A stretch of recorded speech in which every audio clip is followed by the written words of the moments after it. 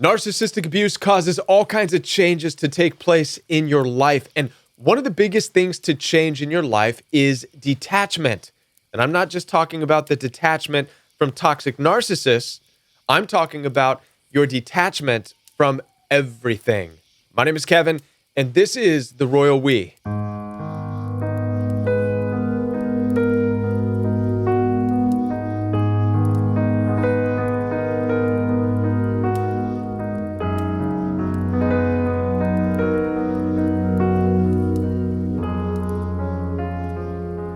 Now, detachment is not something that we talk about enough, and yet it is the biggest thing that you and I face coming out of toxic relationships with narcissists. Now, this is the one thing that requires guidance in your life. This is where, if you were to need a spiritual guide, it would be in the area of detachment from this life. It is this important. First of all, we need to understand what attachment is in this life, because we hear a lot of people talking about attachments. You have healthy attachments and unhealthy attachments. I've discovered personally that any attachments are actually bad. Attachments in this life are anything that binds you, that you are bound to. It can be relationships. And yes, toxic relationships with narcissists are an eye-opening experience to show you just how vulnerable you still are to attachments in this life. But it doesn't just have to be with relationships. Attachments can be with possessions, with money, with fame, with friends. There's all kinds of things in this life that you can form attachments with, and all of these things bind you. You become bound to them. There's a quote in an old movie, Fight Club, and the quote is, "The things that you own end up owning you." This is a powerful statement about the principle of attachment. Even though it's dealing with possessions, it can be applied to anything that you're attached to. Whatever you're attached to, you're bound by. It owns you. It has enslaved you. Now, how many of you in this life have felt enslaved in toxic relationships because you bonded and formed an attachment with a narcissist, right? And when you have an attachment in a relationship, it's like entering life in a three-legged race. How many of you remember three-legged races where your middle legs were tied together and you're trying to run? But in a toxic relationship, you ultimately end up trying to run different directions and you can't go anywhere. You're stuck and you fail to just go down there and untie yourself and free yourself and get loose from that attachment, right? How about people who are attached to their possessions, to their homes, to their money? They're like dogs chained to a tree. It doesn't go anywhere. The biggest problem with attachments in this life, this is why I believe all attachments are bad, because there's nothing that you can attach yourself to in this life that is going to go where you are ultimately going. Yeah, I find it very interesting when we consider the ancient literature of the entire Bible. It is one big book from beginning to end of detachment. That's all it is. From the very beginning, when Adam and Eve were banished from the Garden of Eden, it's a story of detachment. They were banished from the garden. And then Abraham, as he left his hometown of Ur, it's detachment. And then obviously we get to Jesus. Jesus had no home. The character of Jesus, the person of Jesus, had no home, no car, nowhere to lay his head. He had no attachments. There was nothing that he was bound to on this earth. Why? Because Jesus would say that where I'm going, I can't take any of it with me. It matters not. Did you hear that? Did you catch that? I'm going to say it again.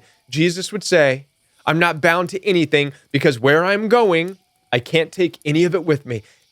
This needs to ring a bell with you.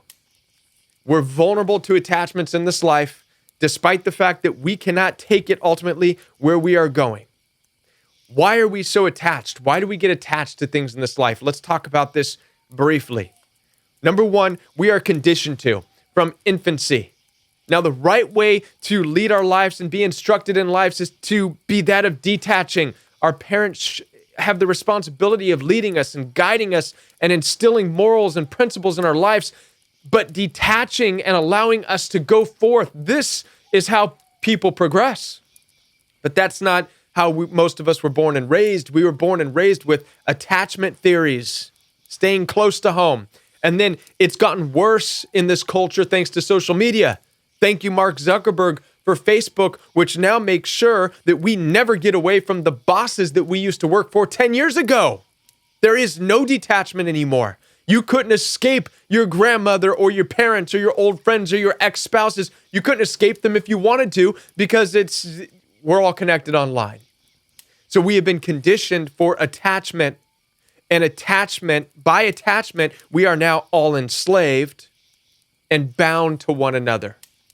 And this is why it becomes so painful when we are losing things in life. Losing toxic relationships is because we're losing them, yet we're bound to them still. So you're like that person in that three-legged race, tied down at the ankle, trying to live your life, but you're dragging the toxic person, or you're not going anywhere because you're stuck. Now, part of failing to detach comes down to our own fear. Why would you be afraid to detach? Because of the conditioning of attaching in this life. We're afraid of being lonely. We're afraid of being alone. Part of growing up with this idea of finding an attachment to belong to, finding a group of friends to belong to, finding your belonging, right? Which, by the way, we don't belong here. That's why this life is temporary. Don't buy into the whole belonging thing. Find your belonging here. None of us belong here. This is why even famous people who have all the money in the world are still empty and lost. Money doesn't satisfy people. Fame hasn't satisfied people. Sex, drugs, whatever, it doesn't satisfy people because there's no belonging here, because we don't belong here. This is so temporary. This is part of understanding detachment. When we get this, we'll understand better how to detach from unhealthy relationships simply by understanding that we should have never been attached to begin with. So the challenge in this detaching journey, coming out of toxic relationships, is to face being alone, face who you are, face where you're going, face that nothing in this life will satisfy and fill that emptiness that you're trying to fill by attaching to relationships, people, and possessions.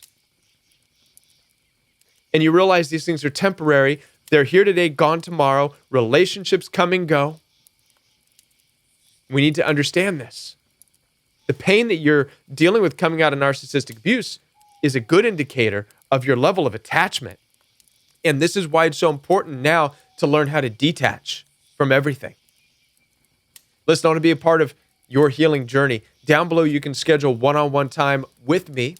We could do FaceTime. We could do a telephone call. You could even request a sponsored video that I can speak into your situation. You can find out all the information down below in the description box. Links are down there. Monday night is Royal We Live Chat, where we come together as a community. Saturday mornings, Shabbat, is Royal We Fellowship. This is where we have an in-depth Bible study pertaining to this toxic world of narcissism. All the links for you are down in the description box, so head on down there, and I'll be back with more videos for you right here on the Royal We.